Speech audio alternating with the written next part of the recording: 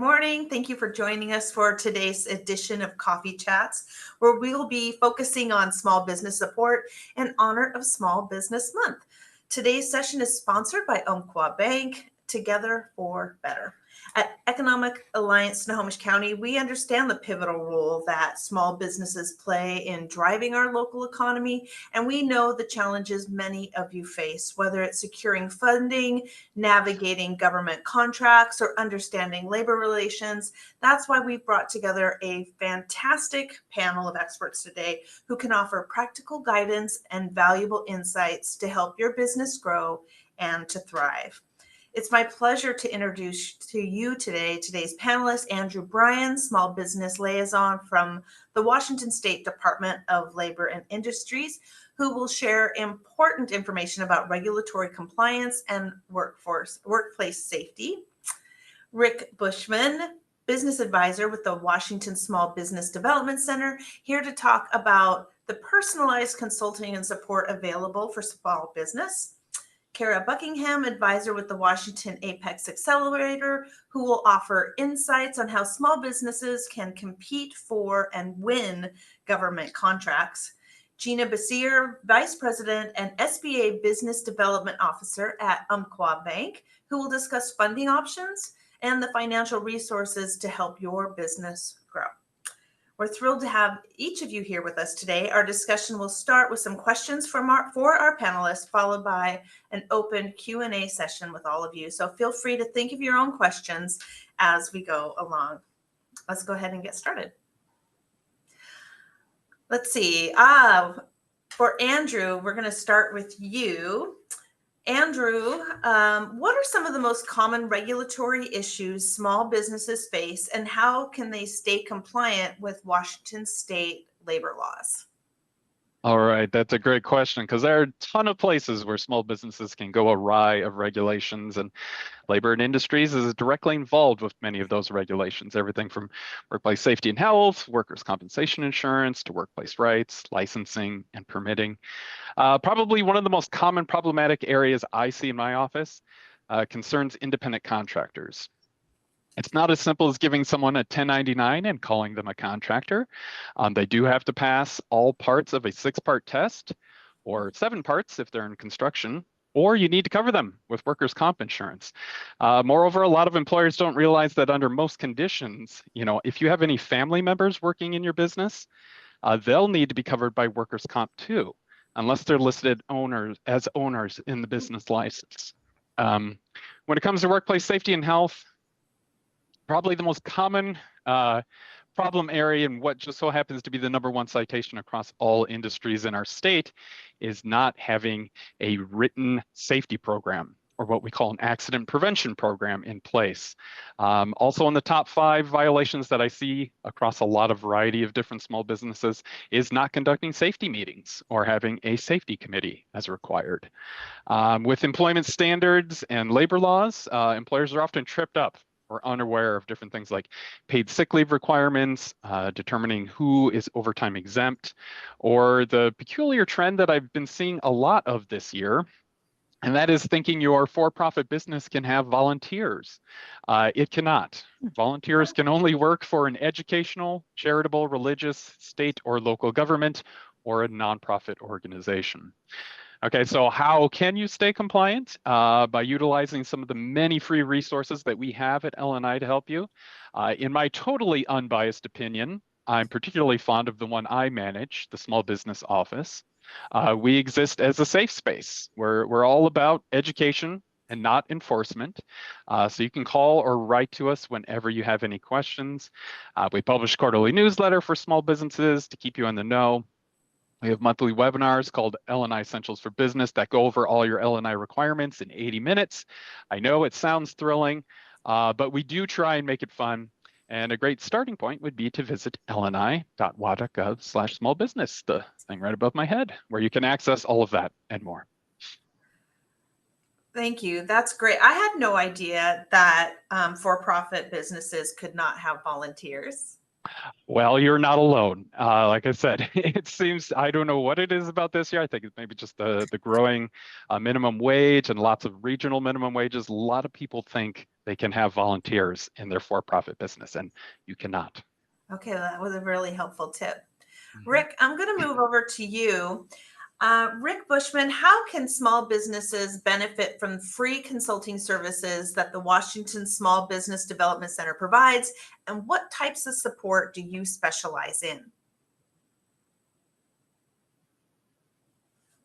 So basically, we help out small businesses. People are looking to open a business, have an existing business, help them with personnel issues. We can help them with, set up their projections, a business plan, lots of different things. It's all at no cost, to the clients we have and stuff too. We have over 30 offices here in the state with over 47 advisors. Each advisor has either owned a business or has participated in a large organization.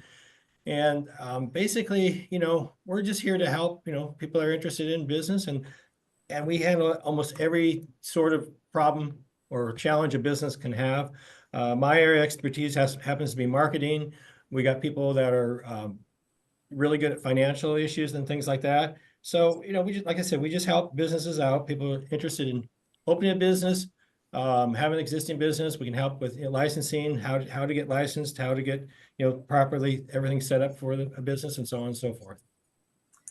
And I just want to mention that, Rick, your office is here at Economic Alliance, Snohomish County. So we get Yes. to see how often you're bringing in clients for this free counseling.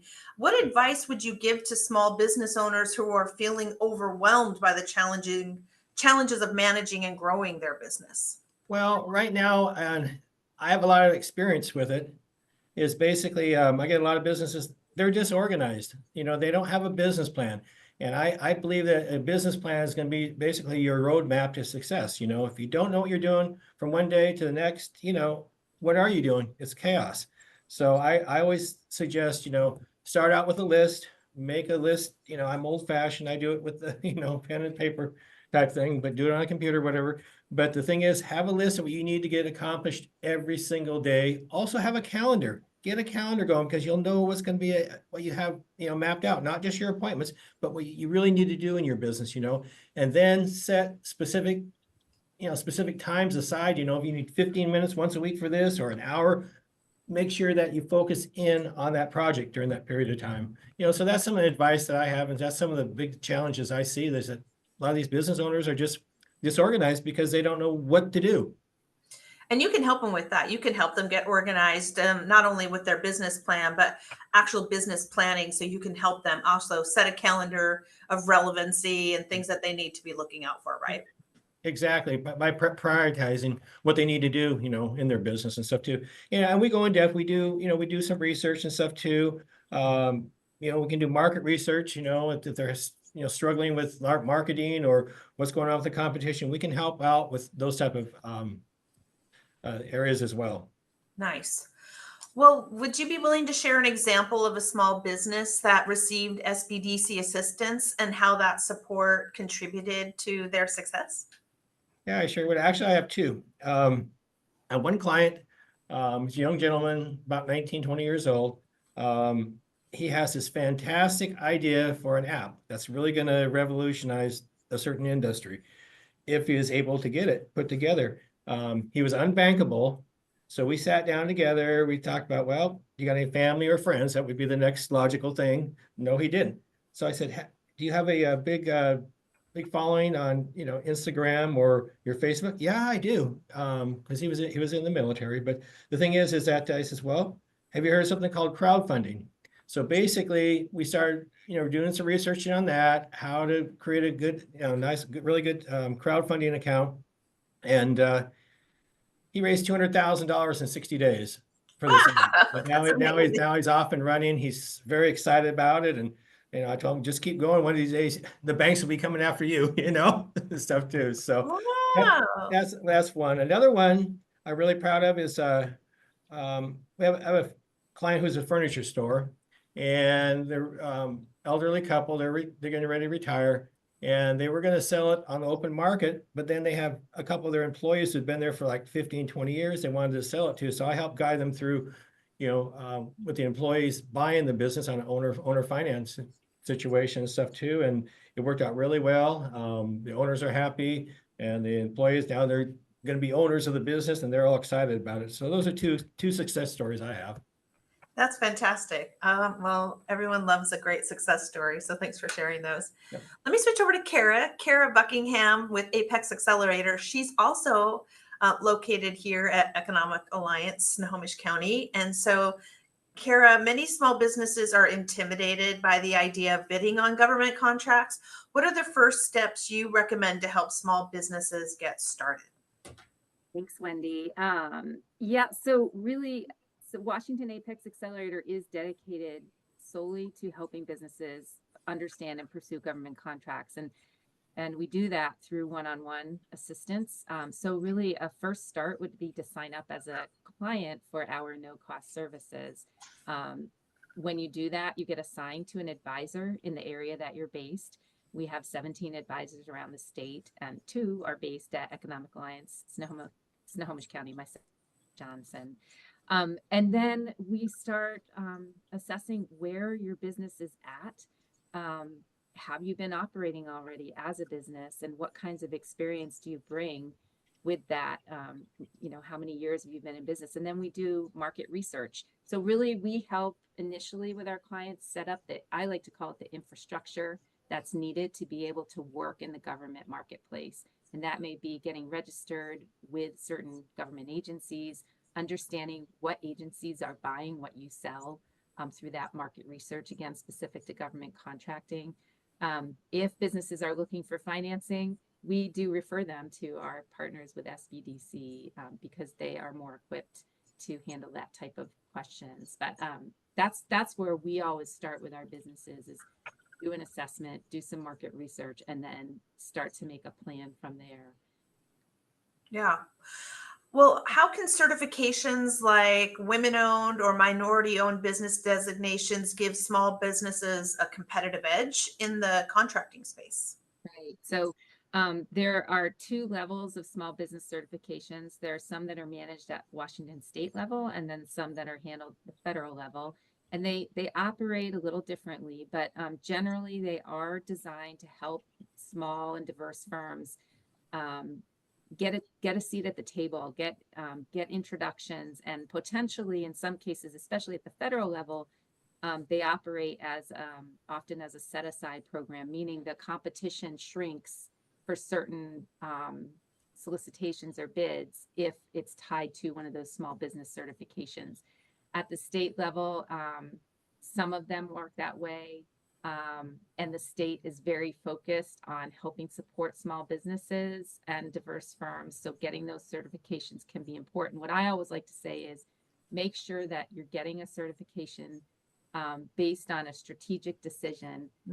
Don't just get it because someone said to get it, because you need to make sure you understand who's actually going to use and pay attention to those certifications. That's another thing we do advise our clients on. Yeah, the one thing I also I've heard you say is like, don't just get it and think you're going to win a contract because now you're like, hey, I'm a woman-owned business, therefore the red carpet is rolled out for me. You have to already be the best at your game, the most competitive. Can you talk about that a little bit? Yeah, thank you, Wendy. Yeah, I always encourage my clients to think about they need to lead with their capabilities first, not their certifications. Certifications are a tool in your toolbox for pursuing government contracting. They are not going to win you contracts. So that's another part of that strategic discussion in terms of, why pursue a certification and how is that going to work in your goals as a government contractor. Yeah. Okay. I love that. Lead with capabilities, not your certifications. I think, okay, we're going to put that on a coffee cup. Could you explain how businesses can best prepare for government contracting opportunities and what resources your organization like Apex offers to support that preparation? Yeah, so definitely, like I said, talk with your advisor about a logical first step. Some people, the first thing that they do when I get a phone on a call with someone is, when can I win my first contract? And they have no experience yet. They have never looked at a bid or an RFP or anything. And so Apex offers so many educational opportunities. We have an on-demand library. We have live workshops, both virtual and in person. We can help direct you to which ones are going to help benefit your business initially and moving forward in terms of the focus of where you're going to be operating. So definitely getting started, like I mentioned earlier, with that market research to really target the agencies that are going to make the most sense to spend your time on, because as a small business owner in particular, your time is very limited, and you don't want to start going down rabbit holes, through a bunch of links. It's just help us help you cut through that complexity by being more targeted in your efforts, and setting your business up right to be able to participate in that contracting space. Yeah. Excellent. Thank you. Gina, let's move over to you. What are the most important factors that small businesses should consider when seeking financing, and how can they better position themselves for loan approval? Sure. So the first thing that I suggest is that people make sure their financial house is in order, both personally and professionally. Professionally, assuming that they already have a business versus something that they're entertaining as a startup. And so whether you're looking to do something like an SBA loan in my case, which is what I'm dedicated to, or even if you're looking to buy a home, anytime you are looking to make a major purchase, I always recommend that people check their own credit with each of the 3 credit bureaus to make sure there are no errors on it or things that you need to address. And so annualcreditreport.com is a website that is secure, and you can go on there and take a look at what each of your credit reports look like. We recently had, actually, as we're talking about government contracting, I have a government contracting customer who ended up with a Department of Defense charge off. It was a very minor amount, around $300, and it precluded us from proceeding with an SBA loan until he worked it out. So we're delayed about a month. And so those kinds of things can impact credit scores and even the ability for eligibility on funding. And so you want to really make sure those are all cleaned up before you seek financing. And then on the business side, there is a FICO score that is put out. It's not as transparent as it is on the personal side, but it's an SBSS score, which is Small Business Scoring Service. And it's an aggregate of personal and business credit. So that's all of that credit oriented stuff. It kind of flows up to what we look at in terms of character for a borrower, making sure that they're, making good on all their financial obligations, so that we feel comfortable in proceeding. And then it would be really helpful for someone to work with, an SBDC advisor like Rick, perhaps, where you can put together a budget for your project. And then in the SBA world, you're going to need to be prepared to bring at least 10% of that project to the table, because it's a risk share between the bank that disperses the loan, the borrower who is requesting the loan, and then the federal government that guarantees the loan to a certain degree based on its size. And so if you are looking at going non-SBA or conventional, you could have a down payment requirement 30-40%. So that's one of the big benefits of SBA, is that lower down payment requirement.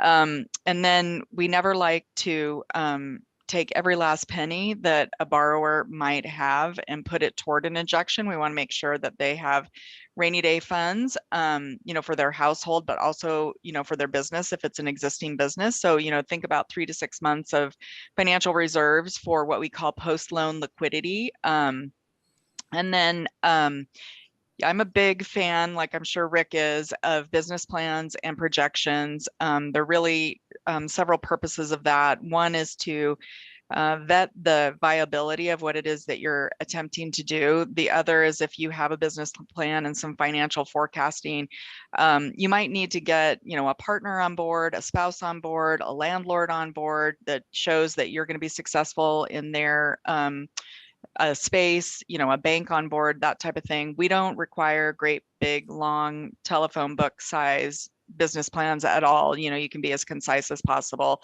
We're very busy.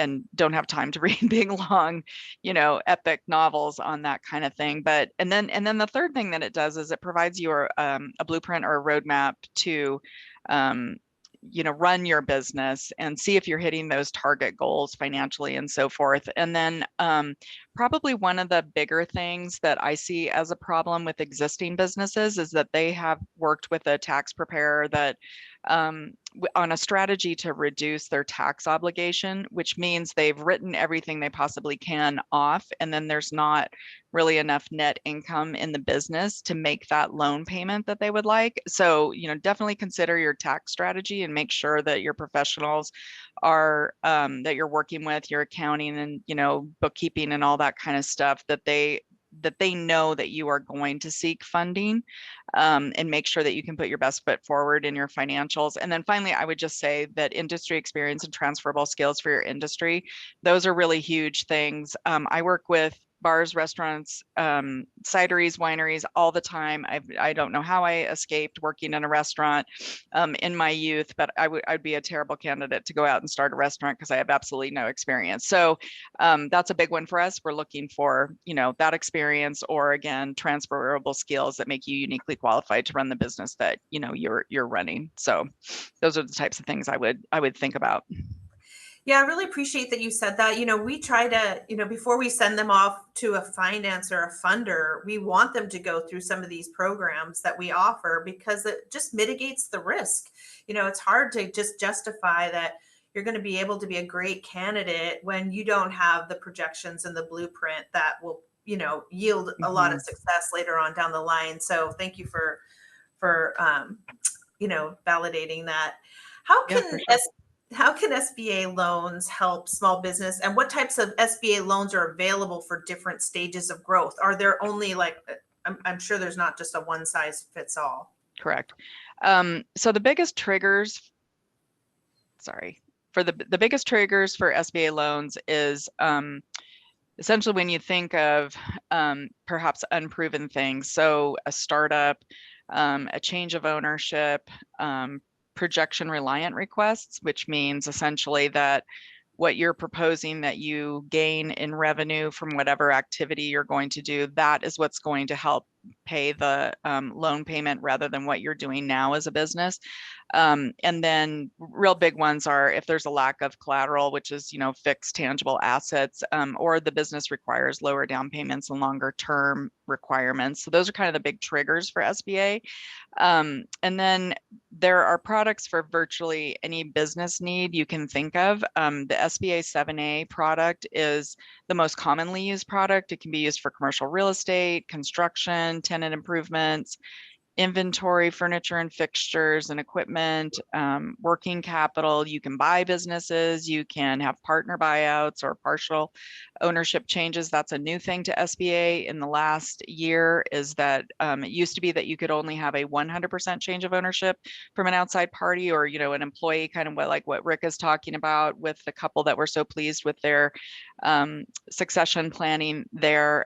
So now there's a partial ownership change, and I'm working on one of those right now for a big engineering firm, where there are key employees within the business and they still want to have the seller or current owner involved in the business because they have such wonderful knowledge and institutional knowledge and expertise and so forth. And so we're looking at a partial ownership change there. So it's really very wide open. And part of my role is I have a slate of questions I ask to ensure that what someone's asking for is SBA eligible. And then we kind of look at the financials and see if it's financially viable to do it. But 7A is the most common one. And then probably after that would be the SBA 504 product.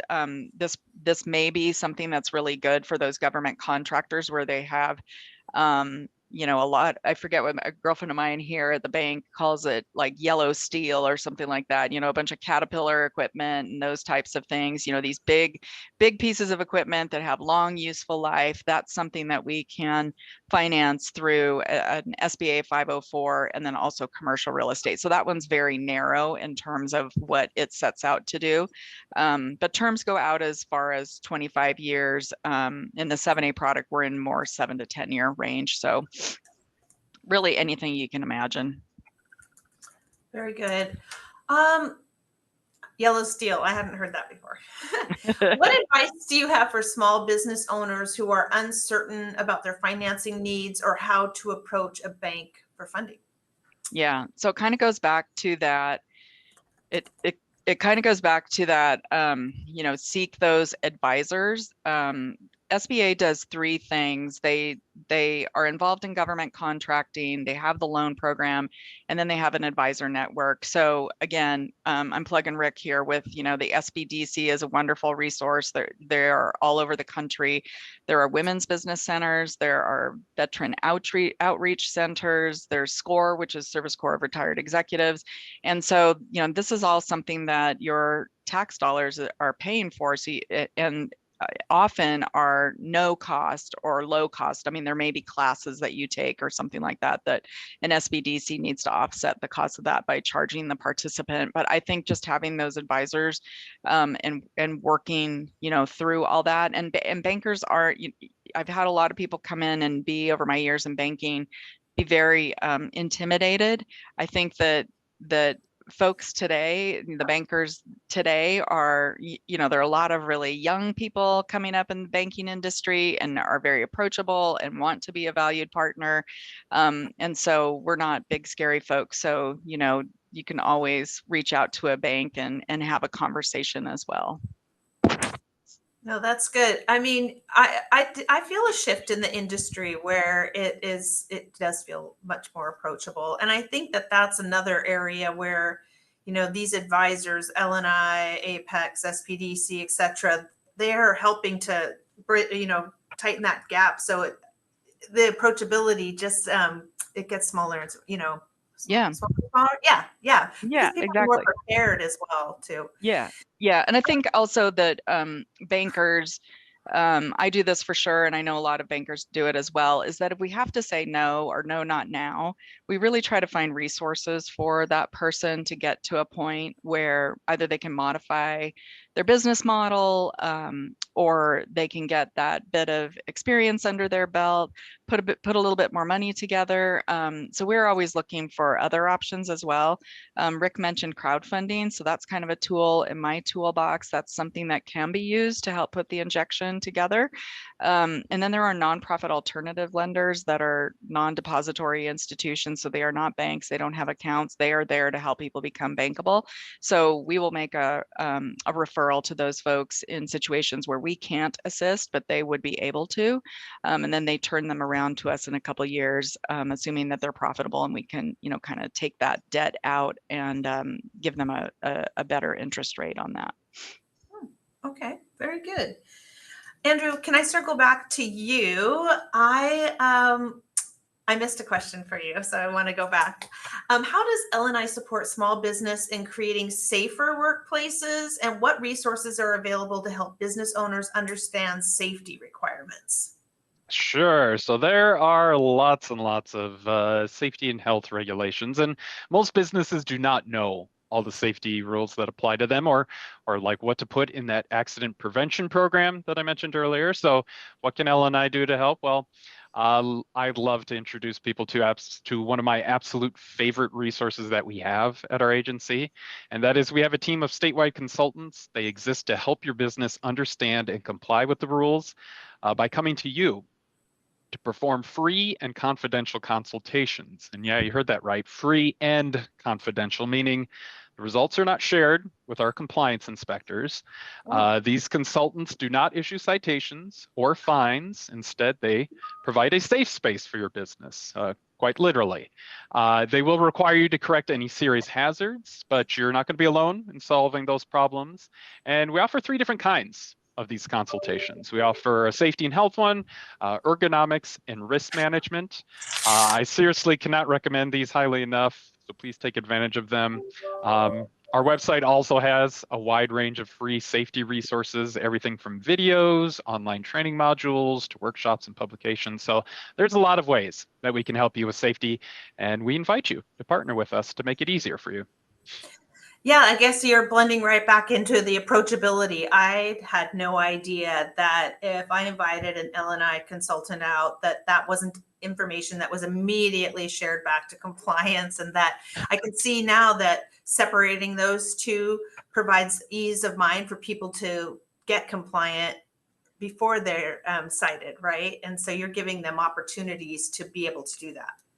Certainly. We prefer that proactive approach. So that's why we have these kind of two separate parts of our division of occupational safety and health. We have this consultant side, and then of course we have that inspector side. So a consultant side, you invite them out, you kind of learn those problems, you can get those, fixed if they find any kind of serious hazards or anything like that. That way it prevents you from getting all these sorts of citations and other things on top of what you would have to fix if you were to be randomly inspected or if someone were to file a safety complaint. So yeah, it's going to save your business money doing it that way. Right, right. Well, as business grows, what are the key labor law changes that need to be aware of to remain compliant, especially when transitioning from a very small operation to one with more employees? Sure, that's a great question. Now at L&I, most of your obligations go into effect the moment you hire a single employee for even an hour. Things like workers' comp, those employment standards or workplace rights, and your safety and health requirements. But many of the employment anti-discrimination laws don't go into effect until you have 15 employees at the federal level. But here in Washington State, our Washington Human Rights Commission will investigate an anti-discrimination complaint once you have 8 employees. So that's kind of the threshold for that. Of course, I always say a general best practice is operate your business in full compliance regardless of that number. That way you don't have to be, tracking it when you get those 8 employees.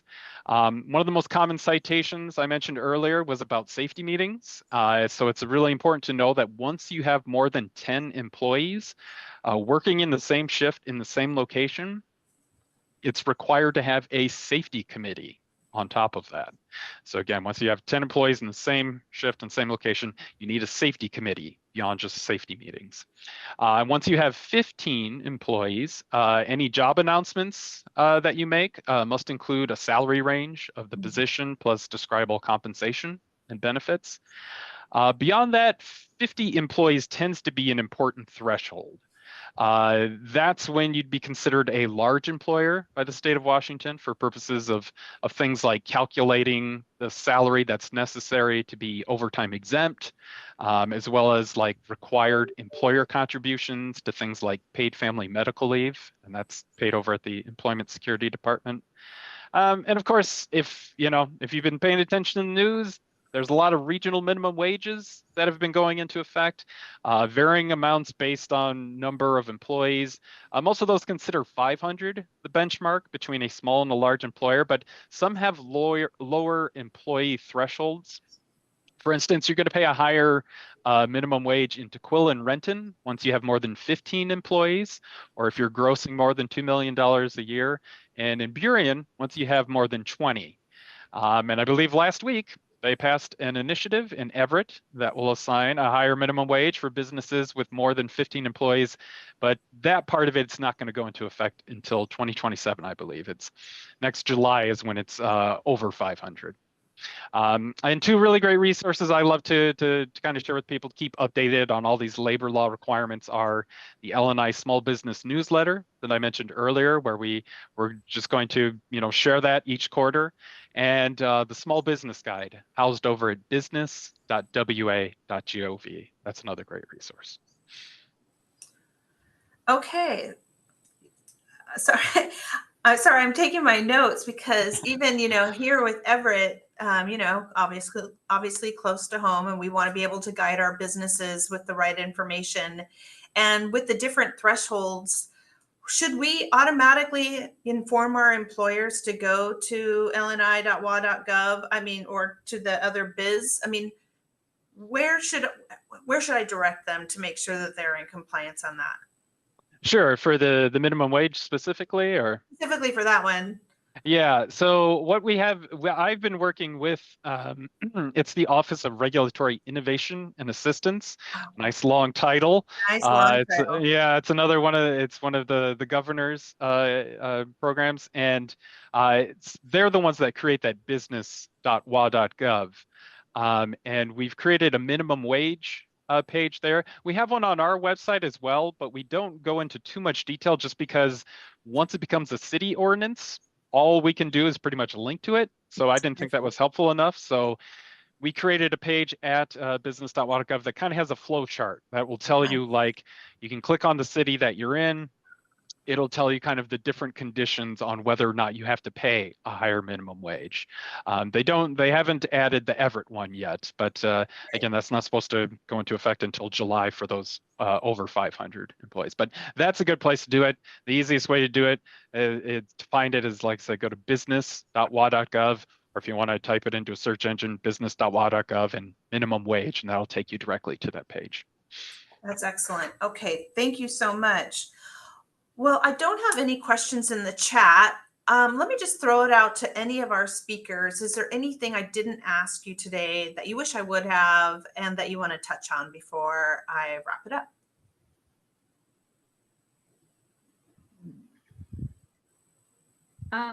I guess I would add, thanks, Wendy, that another component of any of this guidance that is being offered today is to make sure that you're establishing a good, solid network. I mean, through these organizations that have been featured today, and also by taking advantage of events that are offered to connect with other businesses, resources, agencies. There's nothing better than meeting people in person and connecting that way, in my humble opinion. So for instance, Economic Alliance puts on some amazing events to do just that. We just had one last week, the contracting conference. It was fantastic. And that's just one example of things that we do through Economic Alliance. And then Apex Accelerator, again, does a lot of in-person workshops. I know Small Business Development Center does, but connect with people. Make that part of your plan. That's really good advice. You're right. Our small business contracting conference is, pretty stellar, very well attended, excellent resources throughout. And what I'm seeing and hearing is when folks know that they have had the support of an Apex, an SBDC, a bank like Umpqua, L&I assistance, that just makes people have a lot more faith and trust in their ability to execute on any of the programs or projects. And so getting out there and networked and going through the classes and the programs will just set you up for such higher success. I heard that over and over again at the conference. If you want to be successful, you have to do the work. And in order to get the financing, you have to do the work. And so, nobody's just going to be passing out cash unless you're a good risk. So good point about relationship building and getting it done. Anybody else before I wrap things up? I would just add on to that. That bankers are a wealth of information. We make recommendations for business transaction attorneys, CPAs, various kinds of brokers, business brokers, commercial real estate brokers, insurance brokers.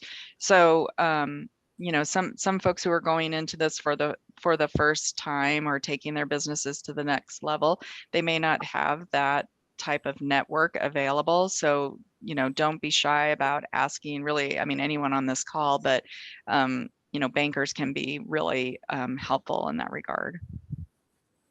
That's a good point. Great. Can I ask a question? Laura, I see you on there. Yeah, please. All right. This is actually kind of a hybrid thing. So I went to an outreach at CTAC for Port of Seattle. So in order to have someone on property, of course, they have a security protocol, and that security protocol is kind of involved. So I believe that the workers that you're going to have on there, they have to go through the how to be appropriate on airport grounds. And then at a future date, then you come back and you get pictured for an ID. So this has actually to do with L&I and like minimum wage. So everything that I'm doing would be, it doesn't have to do with minimum wage because it's more because we're running equipment. So, we're going to be at prevailing wage. So the question is, for purposes of things that are not operating dump trucks or excavators, could I theoretically pay a different rate for purposes of paperwork or security clearances or those kinds of things? So that's my question.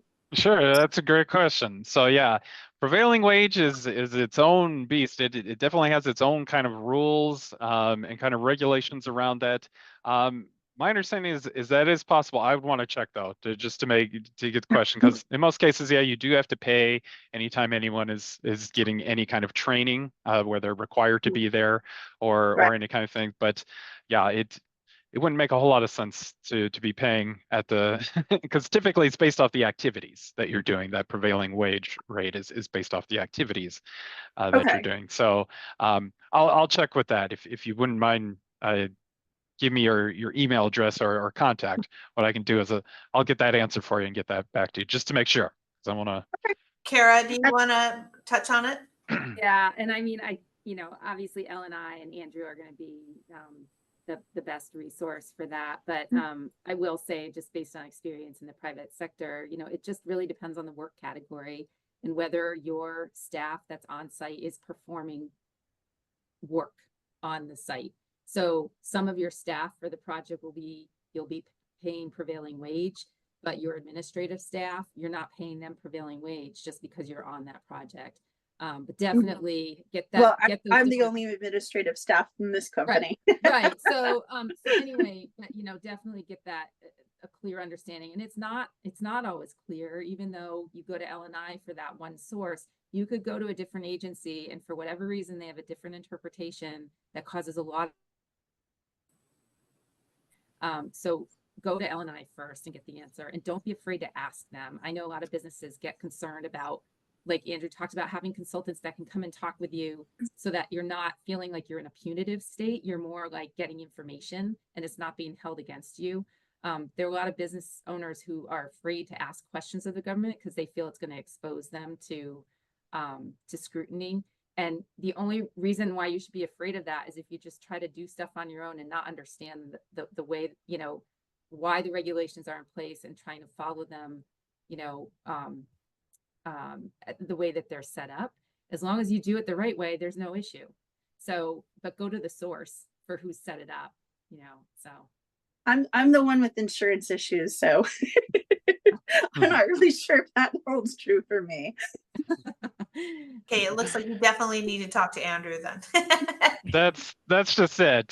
Thank you, Kara, for saying that, because it's true. A lot of people are afraid to contact the government because they're afraid of, like, I'm going to be on their radar now. And we really have, like, so many of our programs just have educational wings. Like I said, my office, the small business office, that's all that we're there for, is to provide education, to help you understand your obligations, to get you the answers you need, so you don't, like, if you're afraid to kind of go to kind of the side that's more inspection, we can get that answer for you. Because honestly, we want you, if we can nudge you into compliance and kind of help you that way and help you be proactive about it instead of getting citations and fines, that's what I want. I want you keeping money in your business. So so do please reach out to us. And just so you know, there's actually someone like me at every state agency.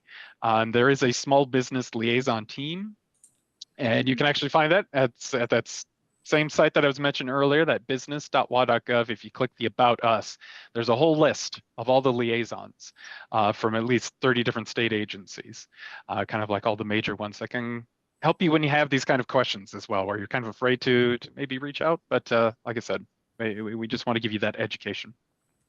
That is a great idea for me, because I have multiple issues going on. So thank you.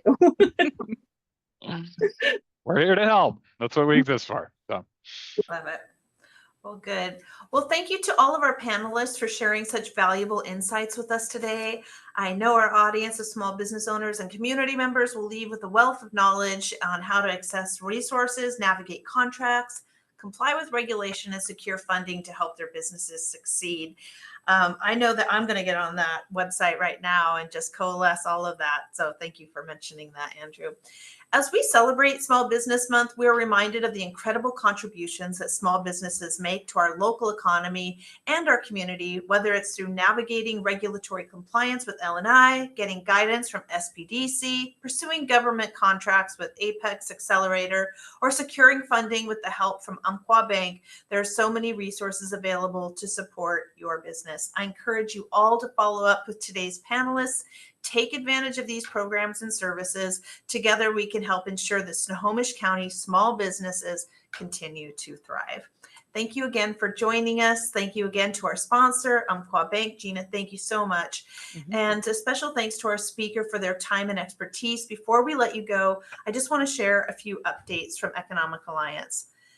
On December 5th, please join me at our annual legislative kickoff. It's a premier event that unites business leaders and elected officials to advocate for policies that drive success for our local economy. The event provides a critical platform for the local business community to engage directly with legislators before they head into session. Purchase tickets today by scanning the QR code on your screen or by visiting economicalliancesc.org/events to register. And then on December 10th, join EASC for our final coffee chat of 2024 as we provide a Snohomish County housing and homelessness update featuring ways we can all donate time and other resources to support our unhoused community this holiday season. You can RSVP again by just scanning that QR code or heading over to economicalliancesc.org/events and register there. To conclude, please get your coffee mugs ready to adjust your gallery view so you can see your faces. I am repping AMT Senior Aerospace today up in Marysville, Arlington area. Here's to small business. Here's to all of you. Thank you to our panelists for another great discussion. And until next time, have a great day.